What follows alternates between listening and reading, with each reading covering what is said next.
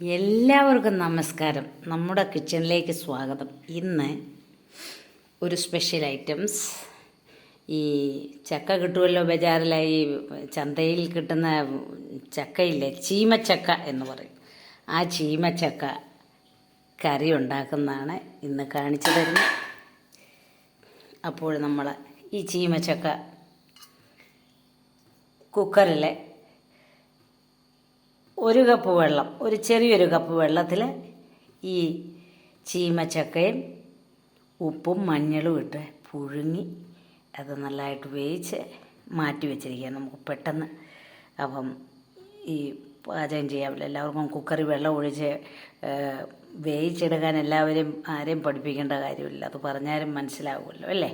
അപ്പോൾ നമുക്ക് വേഗം ഈ പാചകങ്ങൾ ഉണ്ടാക്കാനായിട്ടുള്ള ഒരു തരികയാണത്.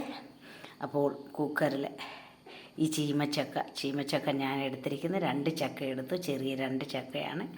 അത് കണ്ടിച്ച് എല്ലാം വൃത്തിയാക്കി കഴുകി കുക്കറിലിട്ട് ഉപ്പും സ്വല്പം മഞ്ഞളും ഇട്ട് പുഴുങ്ങി വെച്ചിരിക്കുന്നു. അപ്പോൾ നമുക്ക് ഗ്യാസ് കത്തിക്കാം. നമുക്ക് അടുക്കളയിലേക്ക് പോകാം. ഗ്യാസ് കത്തിച്ചു. ഒരു ചീനിച്ചട്ടി വയ്ക്കുകയാണ്. ചീനിച്ചട്ടി ചൂടാകുമ്പോഴത്തേക്കിനും നമുക്കടുത്ത കാര്യങ്ങൾ പറയാം. അപ്പോൾ ആ ചക്ക പുഴുങ്ങി വെച്ചിരിക്കുന്നത് മാറ്റി അടച്ചു വെച്ചു. ബാക്കി ഒരു സവാള, 2 പച്ചമുളക് ഇത്രയും കീറി വെച്ചിരിക്കുകയാണ്. നീളത്തിൽ കീറി വെച്ചിരിക്കുന്നു. 2 ചെറിയ ടൊമാറ്റോ എടുത്തിട്ടുണ്ട്, ചെറിയ തക്കാളിക്ക്. പിന്നെ അതിനുള്ള മസാലകളാണ് ഞാൻ എടുത്തിരിക്കുന്നത്. ഇത് 1/2 സ്പൂണ് ഗരം മസാല, 1/2 സ്പൂണ് മുളക് പൊടി, 1/2 സ്പൂണ് മഞ്ഞൾ പൊടി, 1 സ്പൂണ് മീറ്റ് മസാല എടുത്തിട്ടുണ്ട്. പിന്നെ ഇത് ഗ്രാമ്പു, കറുവപ്പട്ട, ഒരു ഇലാച്ചി എന്ന് പെട്ടെന്ന് എനിക്ക് പേര് വരില്ല, ഏലക്ക, 1 ഏലക്ക ഇത്രയും ഇട്ടിരിക്കുകയാണ്. അപ്പോൾ ബാക്കി കറിവേപ്പില, സ്വല്പം മല്ലിപ്പൊടി ചേർക്കുന്നുണ്ട്. അത് സ്വല്പമേ ചേർക്കുന്നുള്ളൂ, അത് പിന്നീട് കാണിക്കാം. ഇപ്പോൾ ആദ്യം നമ്മൾ വെളിച്ചെണ്ണ എടുത്തുകൊണ്ട് വരട്ടെ. വെളിച്ചെണ്ണ എടുത്തില്ലായിരുന്നു. അപ്പോൾ ചീനിച്ചട്ടി അങ്ങോട്ട് പരുവായിട്ടുണ്ട്. നമ്മൾ വെളിച്ചെണ്ണ ഒഴിക്കുകയാണ്. സ്വല്പം വെളിച്ചെണ്ണ ഒഴിക്കുന്നത് കേട്ടോ. ഒത്തിരി വെളിച്ചെണ്ണ ഒന്നും കോരി ഒഴിക്കേണ്ട കാര്യമില്ല. ഈ കറിക്ക് സ്വല്പം മതി. അധികം എണ്ണയായാലും നമുക്ക് ശരീരത്തിന് നല്ലതല്ല. അപ്പോൾ ഈ എണ്ണ അങ്ങോട്ട് ചൂടാകുമ്പോഴത്തേക്കും നമ്മൾ എന്ത് ചെയ്യും, നമ്മൾ കടുക് ഇട്ട് കൊടുക്കും കേട്ടോ. കടുക് ഇട്ട് കൊടുത്തിട്ട് പിന്നെ ബാക്കി ഐറ്റംസ് പറയാം എന്ത് വേണം. അപ്പോൾ 1 സ്പൂണിൽ കുറച്ച് താഴെ നിൽക്കണം കടുക് നമ്മളങ്ങോട്ടിട്ടു. കടുക് അങ്ങോട്ട് പൊട്ടട്ടെ. പൊട്ടിക്കഴിഞ്ഞ് നമ്മൾ അടുത്ത കാര്യങ്ങൾ പറയും. അപ്പോൾ ഇത് പെട്ടെന്ന് തയ്യാറാക്കി നമുക്ക് എങ്ങനെ എടുക്കാം എന്നുള്ളതാണ് ഇന്ന് കാണിച്ചു തരുന്നത്. അപ്പോൾ എല്ലാവരും ഈ ചീമച്ചക്ക കറി ഉണ്ടാക്കി നോക്കണം. ഇന്നലെ കടി ഉണ്ടാക്കിയിട്ടിരുന്നു. അതിന് ഇവിടെ കേരളത്തിലെ പുളിശ്ശേരി എന്ന് പറയും, പഞ്ചാബിൽ അതിന് കടിയാണ് പറയുന്നത്. അത് ഈ കടലമാവൊക്കെ ഇട്ട് കടലപ്പൊടി ഇട്ടിട്ട് കാണിച്ചു തന്ന ഐറ്റംസ് കാണിച്ചല്ലോ ഞാൻ. അതെല്ലാവരും കണ്ടു കാണുമെന്ന് വിശ്വസിക്കുന്നു. അപ്പം നമ്മൾ ഈ കടുക് അങ്ങോട്ട് പൊട്ടിക്കഴിഞ്ഞാൽ കുറച്ച് തേങ്ങ കൊത്തി വെച്ചിട്ടുണ്ട്. ആ തേങ്ങയും കൂടെ, തേങ്ങ കൊത്തിയത് അങ്ങോട്ടിട്ടൊന്ന് ഒത്തിരി ബ്രൗൺ കളറാകണ്ട, ഒന്ന് വഴന്നെടുക്കണം. ഒത്തിരി ബ്രൗൺ കളർ വേണ്ട, ഒന്നതൊന്ന് വഴന്ന് വരട്ടെ. വരുമ്പോഴത്തേക്കിനും ബാക്കി ഐറ്റംസ് പറയാം. അപ്പോൾ കടി അങ്ങനെ ഉണ്ടാക്കി എല്ലാവരും ഉണ്ടാക്കി ടേസ്റ്റ് നോക്കി കാണുമെന്ന് വിശ്വസിക്കാമല്ലോ. കണ്ടിട്ടില്ലാത്തവർ കാണുക, അത് നല്ലതാണ്. സെപ്പറേറ്റ് നമ്മുടെ ചോറിൻ്റെ കൂടി ഈ കടി മാത്രം ഒഴിച്ചിട്ട് കഴിക്കാനും നല്ല. ഒരു ശകലം അച്ചാറിൻ്റെ പീസ് ഉണ്ടെങ്കിൽ അതും കൂടെ വളരെ സുഖമാണ് ചോറ് കഴിക്കാൻ. ഇത് അഥവാ ഇല്ല എങ്കിൽ ഈ ബസുമതി ചോറിൻ്റെ കൂടെ ഈ കടി ഒഴിച്ച് കഴിക്കാം. പുളിശ്ശേരി പോലെ ഇരിക്കും, പക്ഷെ അത് പ്രത്യേക ഒരു ടേസ്റ്റാണ്. ഈ കടലപ്പൊടി ഇടുന്നതിൻ്റെ, കടലമാവെന്ന് പറയല്ലേ, അതിൻ്റെ ഒരു ടേസ്റ്റ് പ്രത്യേക ഒരു ടേസ്റ്റാണ്. അപ്പോൾ ഇതൊന്ന് ബ്രൗൺ കളറായിട്ടുണ്ട് കേട്ടോ. ആയപ്പോഴത്തേക്കും നമ്മൾ അടുത്തത് ഉള്ളി, സവാള ഒരു സവാള അരിഞ്ഞതും 2 പച്ചമുളകും, 2 പച്ചമുളകും ഒരു സവാള അരിഞ്ഞതും കൂടെ ആ തേങ്ങാ കൊത്തിനകത്തേക്കിട്ട് ഒന്നുകൂടെ വഴന്നെടുക്കണം കേട്ടോ. വഴന്നങ്ങോട്ട് വരുമ്പോഴത്തേക്കിനും ബാക്കി പറയാം. അപ്പോൾ ആ കടി എല്ലാവരും ഉണ്ടാക്കി നോക്കണം എന്നൊന്നുകൂടെ ഒരു റിക്വസ്റ്റ് പറയുവാണ്. നല്ല ടേസ്റ്റാണ്. കഴിച്ച് നിങ്ങൾ ഉണ്ടാക്കി നോക്കുക. ഉണ്ടാക്കി നോക്കുമ്പോൾ നിങ്ങൾക്ക് മനസ്സിലാകും ഈ രമാജി എത്ര കറക്റ്റാണ് പറഞ്ഞതെന്ന്. അപ്പോൾ അത് അങ്ങനത്തെ പിന്നെ ഇറച്ചി മീനും ഒന്നും കഴിക്കാത്തവർക്ക് കറി നല്ലതാണ്. തൈര്, നമുക്ക് അധികം തൈരും വേണ്ട കേട്ടോ. ഒരു ചെറിയൊരു കോളിക്ക്, കോളി എന്ന് പറയുന്നത് ഞാൻ ഈ ചെറിയ പാത്രമുണ്ടല്ലോ അതിനായി പറയുന്നത്, അതിന് സ്വല്പം തൈരുണ്ടെങ്കിൽ നമുക്ക് പെട്ടെന്ന് എടുക്കാം. അര കോളി തൈരേ ഉള്ളൂ എങ്കിലും നമ്മൾ ഈ കടി ഉണ്ടാക്കി വരുമ്പോൾ ഒരു ചീനിച്ചട്ടിയോളം കാണും, അല്ലെങ്കിൽ ഒരു പാത്രത്തിൽ നിറച്ച് കാണും. അതൊരു 6-7 പേർക്ക് കഴിക്കാനുള്ളത് കാണും കേട്ടോ. നല്ലതാണ്. എല്ലാവരും ഉണ്ടാക്കി കഴിക്കുക, ലൈക്ക് ചെയ്യുക, സബ്സ്ക്രൈബ് ചെയ്യുക. ഇനി അടുത്ത പുതിയ പുതിയ ഐറ്റംസുമായിട്ടൊക്കെ വരുമ്പോഴത്തേക്കിന് എല്ലാവരും ലൈക്ക് ചെയ്യണം, ഒരു പ്രചോദനം തരണം. എന്നെങ്കിലല്ലാതെ നമുക്ക് ഒരു താല്പര്യമുള്ളൂ നല്ല നല്ല ഫുഡൊക്കെ വെച്ച് കാണിക്കാൻ എല്ലാവരും അല്ലേ. ഇനി അങ്ങനെ ഓരോന്ന് കിട്ടുന്നതിൻ്റെ അനുസരിച്ച്, ഓരോ മീനാണെങ്കിലും കിട്ടുന്നതിൻ്റെ അനുസരിച്ച്, പച്ചക്കറികളാണെങ്കിലും കിട്ടുന്നതിൻ്റെ അനുസരിച്ച് എല്ലാം വെച്ച് കാണിക്കാം. എല്ലാ കൂട്ടുകാരുടെ എല്ലാ കൂട്ടുകാരികളുടെയും പ്രോഗ്രാം കണ്ടുകൊണ്ടിരിക്കുന്നതാണ് ഞാൻ. അപ്പോൾ എൻ്റെ പാചകങ്ങൾക്കും എല്ലാവരും ലൈക്ക് ചെയ്യുക, സബ്സ്ക്രൈബ് ചെയ്യുക. ഇതൊക്കെ അല്ലാതെ നമുക്ക് പറയാനുള്ളൂ.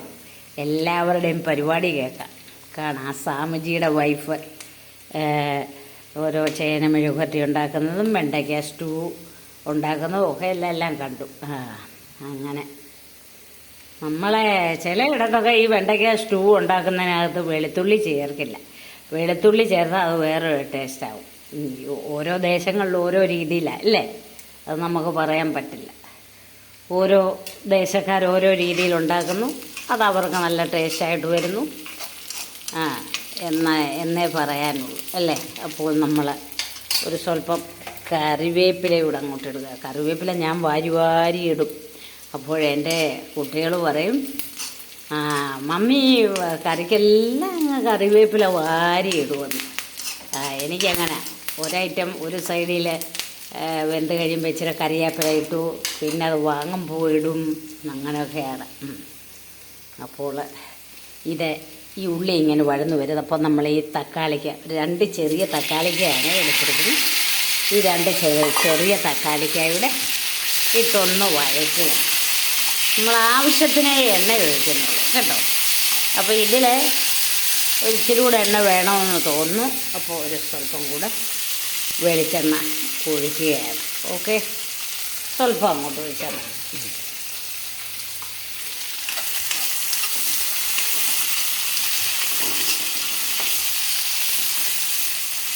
ഇതിന് വെളിച്ചെണ്ണയോ റിഫൈൻഡ് ഓയിലോ ഏത് ഓയിലാണെങ്കിലും ഈ കറിക്ക് നല്ലതാണ്. ഈ കറിക്ക് അധികം വെളിച്ചെണ്ണയോ അല്ലെ റിഫൈൻഡ് ഓയിലോ എന്തും ആകാം കേട്ടോ, എന്തും ആകാം. ഞങ്ങളൊക്കെ പഞ്ചാബിൽ കടുകെണ്ണയാണ് ഉപയോഗിക്കുന്നത് കൂടുതലും. വെളിച്ചെണ്ണയൊക്കെ വല്ല അവിയലിന് ഇതുപോലെ മീൻ കൂട്ടാൻ മീൻകറിക്ക് അത്യാവശ്യം വെളിച്ചെണ്ണ വേണം. വെളിച്ചെണ്ണയും ഉലുവാപ്പൊടിയും ഇട്ടെങ്കിലേ ആ മീൻ അത് ശരിയാവുള്ളൂ. അതുപോലെ തന്നെ അവിയലിൽ സ്റ്റാർട്ടിലെ നമ്മൾ അവിയലിൽ വെളിച്ചെണ്ണ നല്ലതായിട്ട് ഇട്ടൊന്ന് റെഡിയാക്കി കഴിഞ്ഞെങ്കിൽ അത് ശരിയാവുള്ളൂ. ലാസ്റ്റിലും അതിന് വെളിച്ചെണ്ണയാണ് നല്ലത്. ചില സന്ദർഭത്തിൽ ചില സാഹചര്യത്തിൽ വെളിച്ചെണ്ണ തന്നെ വേണം അല്ലേ. അത് ഇന്ന കറിക്ക് വെളിച്ചെണ്ണ തന്നെ വേണമെന്നുണ്ട്, ഇന്ന കറിക്ക് നെയ്യ് തന്നെ വേണമെന്നുണ്ട്, അങ്ങനെയൊക്കെ ഉണ്ട്. ഞങ്ങളെ മിക്ക നോർമലി കറികളും പഞ്ചാബി കറികൾ വെക്കുന്നത് കടുകെണ്ണയ്ക്കകത്താണ്. പക്ഷേ ആ കടുകെണ്ണ ദൂഷ്യം ആർക്കും ചെയ്യുന്നതല്ല കേട്ടോ, നല്ല സൂപ്പറാണ്. അത് ഓരോ അസുഖം ഉണ്ടാകുന്നതല്ല ഈ കടുകെണ്ണ എന്ന് പറയുന്നത്. കടുകെണ്ണയും പഞ്ചാബീസിൻ്റെ റൊട്ടിയും കഴിച്ചാൽ നല്ല പഞ്ചാബീസിനെ പോലെ ഇരിക്കുമെന്നുള്ളതാണ്. അതൊക്കെ ശരിയാണ്. എനിക്കിന്ന് പഞ്ചാബി വെച്ചൊക്കെ നല്ല കളറുണ്ടായിരുന്നു. ഇവിടെ കേരളത്തിൽ വന്നപ്പം ആ കളറെല്ലാം അങ്ങ് ഡിമ്മാവും. പിന്നെ ചെറിയ ചെറിയ ടെൻഷനൊക്കെ ഉണ്ട്. അതിലൊക്കെ ഒരുപാട് നമ്മൾ പഞ്ചാബിലിരിക്കുന്ന പോലെ ഇരിക്കുന്നില്ല. ചെറിയ ചെറിയ ടെൻഷനല്ലേ മനുഷ്യർക്ക് ഒത്തിരി. പിന്നെ അപ്പോൾ നമുക്ക് ഇതൊക്കെ ഒരു ടൈം പാസ്സാണ്. എല്ലാവരും ഒന്ന് കാണുക. നമ്മളൊരു ആഹാരം ഉണ്ടാക്കിയത് കിച്ചൺ ഷോയിൽ ഇട്ടു. അതൊക്കെ നമുക്കൊരു സന്തോഷം. ഒരു പാട്ട് പാടുന്നത് സന്തോഷം എന്നൊക്കെയല്ലേ പറയുന്നത് അല്ലേ. അപ്പോൾ ഇതെല്ലാം വഴന്നിരിക്കുന്നു കേട്ടോ. അപ്പോൾ വഴന്നിരിക്കുന്നു. അപ്പം നമ്മൾ എന്ത് ചെയ്യും, ബാക്കി അടുത്തത് ചെയ്യാൻ പോകുന്നത് എന്താണെന്ന് വെച്ചാൽ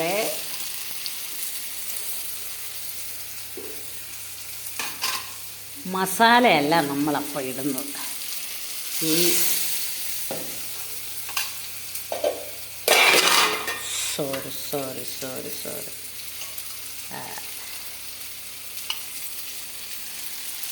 ഈ ചക്ക നമ്മൾ വേവിച്ച് വെച്ചത് അങ്ങോട്ട് ഇടുകയാണ് കേട്ടോ.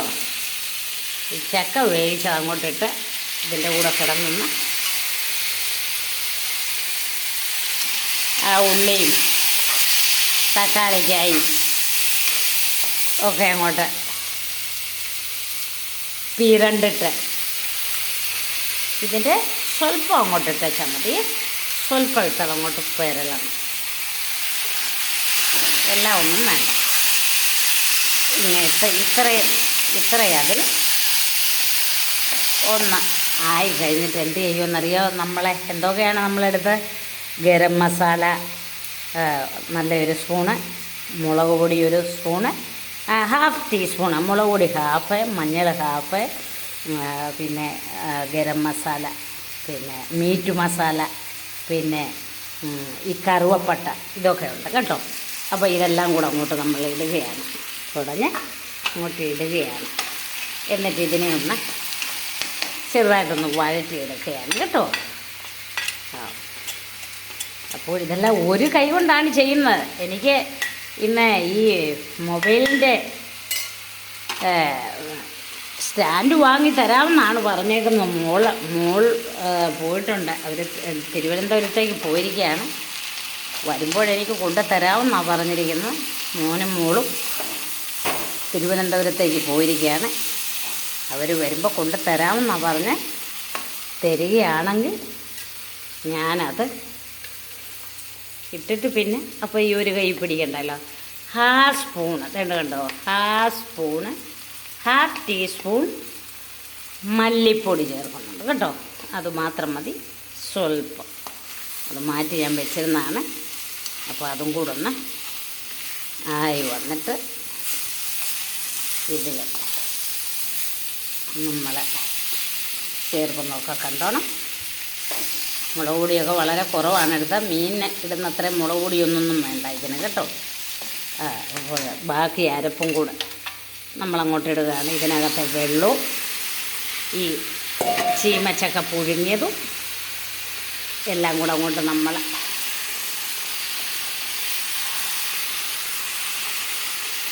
ഒഴിച്ചിട്ട് ഇതിനെ ഒന്ന് നല്ലതായിട്ട് ഇളക്കി എടുക്കണം കേട്ടോ.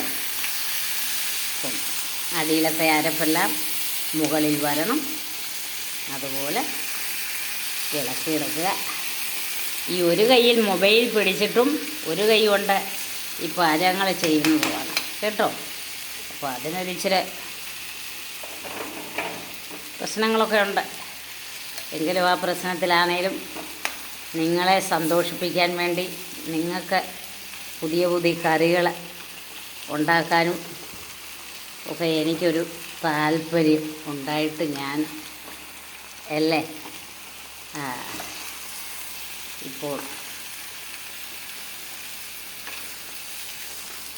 ഇത് കാണിച്ചു തരികയാണ്. എല്ലാവരും ഉണ്ടാക്കണം.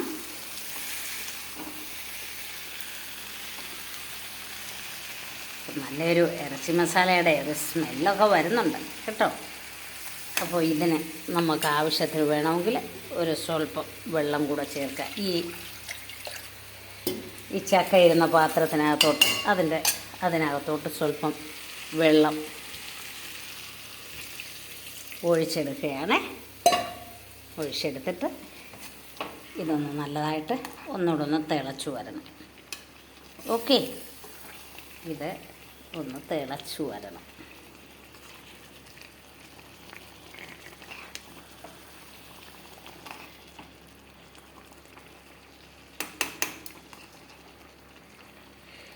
നിന്നെടുത്തെത്തുമ്പോൾ എന്തു ചോദിക്കലും എന്തിനാ നീ മൗനം മാണിക്യവീണയുമായൻ മനസ്സിൻ്റെ താമര പൂവിനുണർന്നവളെ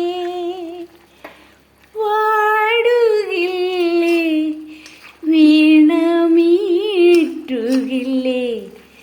നിന്റെ വേദന എന്നോട് ചൊല്ലുകില്ലേ ഒന്നും മിണ്ടുകില്ലേ.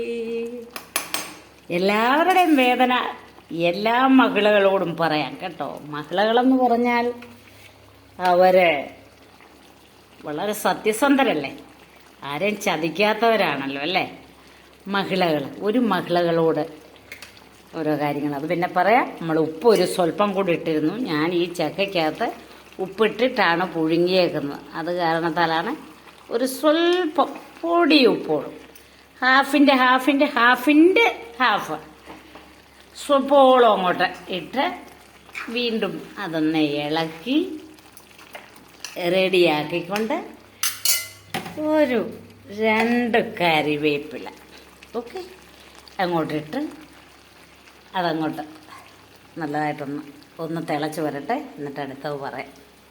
അപ്പോൾ എല്ലാ മഹിളകളും എല്ലാവരുടെയും ദുഃഖങ്ങൾ അങ്ങോട്ടും ഇങ്ങോട്ടും പറയാം കേട്ടോ. അത് കിച്ചൺ ഷോ ആണെന്നൊന്നും വേണ്ട. എല്ലാവരും നമ്മൾ ഒന്നാണ് അല്ലേ. അപ്പോൾ ഇടയ്ക്കൊരു പാട്ടൊക്കെ പാടും. അപ്പോൾ എല്ലാവരുടെയും വേദനകളൊക്കെ പങ്കുചെയ്യുക. അല്ലാതെ കാര്യങ്ങൾ പറയുക, കമൻസ് ഇടുക. അടുത്തതിന് വീണ്ടും നല്ല പാട്ടൊക്കെ പാടിയിടുന്നുണ്ട്. അപ്പോൾ നമ്മൾ ഇതിനകത്ത് ഇത് തിളച്ച് നല്ലതായിട്ട് കണ്ടോ, നല്ലതായിട്ടൊരു തിള വന്നല്ലോ. തിളച്ചപ്പം ഒരു ചെറിയൊരു കോളിക്കകത്ത് അതിന് സ്വല്പം നിറച്ചുമില്ല, എന്നാൽ പകുതി അരയിടം. ഇത് തേങ്ങാപ്പാലൊന്നുമല്ല, ഇത് 1 തരം പശുവിൻ പാലാണ് കേട്ടോ ഒഴിക്കുന്നത്. നമ്മൾ കൊണ്ടുവരുന്നില്ലേ കവർ പാലാന്നേലും മതി, കവർ പാൽ.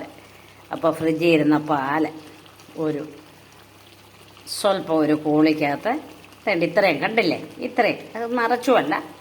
അതങ്ങോട്ട് ഇതിൽ തൂവുക. ഇതിൽ തേങ്ങാപ്പാൽ ചേർക്കുന്നത് ഏറ്റവും നല്ലതാണ്. തേങ്ങാപ്പാലിപ്പോൾ ചേർക്കാൻ പ്രയാസമുള്ളവർക്ക്, തേങ്ങ തിരുമ്മിയിട്ടത് പാലാക്കാൻ പ്രയാസമുള്ളവർക്ക് ഫ്രിഡ്ജിൽ പാലിരിപ്പുണ്ടെങ്കിൽ അതങ്ങോട്ട് ഒഴിച്ചാൽ മതി. പച്ചപ്പാൽ ഒഴിച്ചാൽ മതി, കുഴപ്പമൊന്നുമില്ല. അത് ഇതിനകത്ത് കിടന്ന് തിളച്ച് കഴിഞ്ഞിട്ട് ഒരു ഇതാകുമ്പോൾ ഒന്ന് തിളച്ചാൽ ഇത് പിരിയത്തൊന്നൊന്നുമില്ല കേട്ടോ. അപ്പോൾ ഒഴിക്കാൻ പോവാണ്. ഇത്രയും പാലെടുത്തു കേട്ടോ. ഓക്കെ,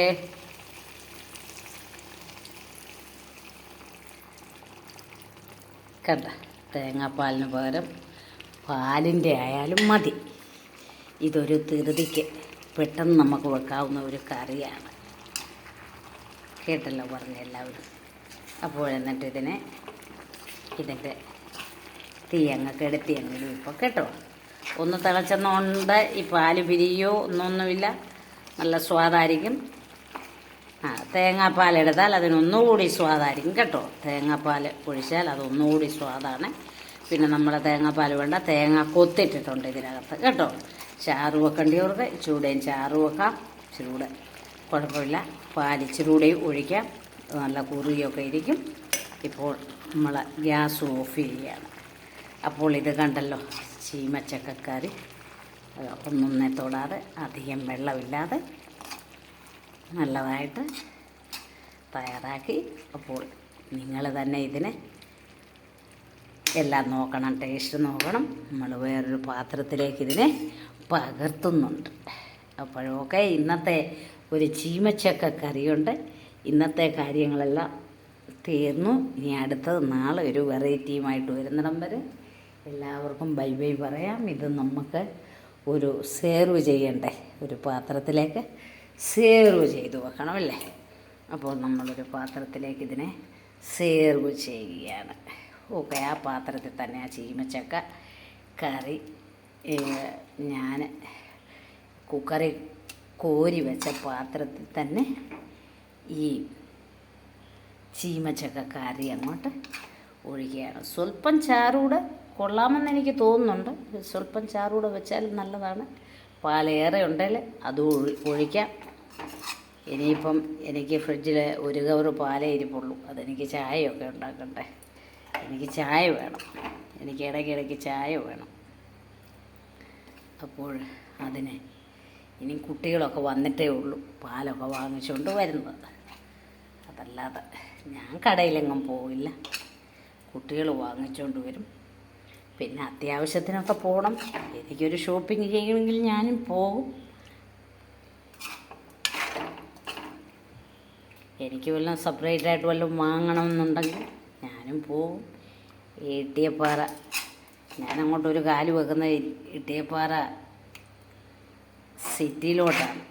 അപ്പോൾ എന്ത് വേണേലും അവിടെ കിട്ടും നമുക്ക് വാങ്ങാനുള്ളത്. സാധനങ്ങളെല്ലാം കിട്ടും.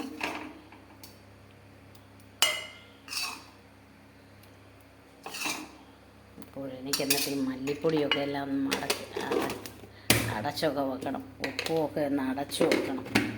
അപ്പം നിങ്ങളെ ഒന്ന് കാണിച്ചിട്ടാട്ടെന്ന് കണ്ട ഒരു ചക്കക്കറി ഉണ്ടാക്കിയത്. ഓക്കെ ആയല്ലോ. അപ്പോൾ ഒരു സ്വല്പം കറിവേപ്പില കൂടെ ഇതിലേക്ക് ഇട്ടു.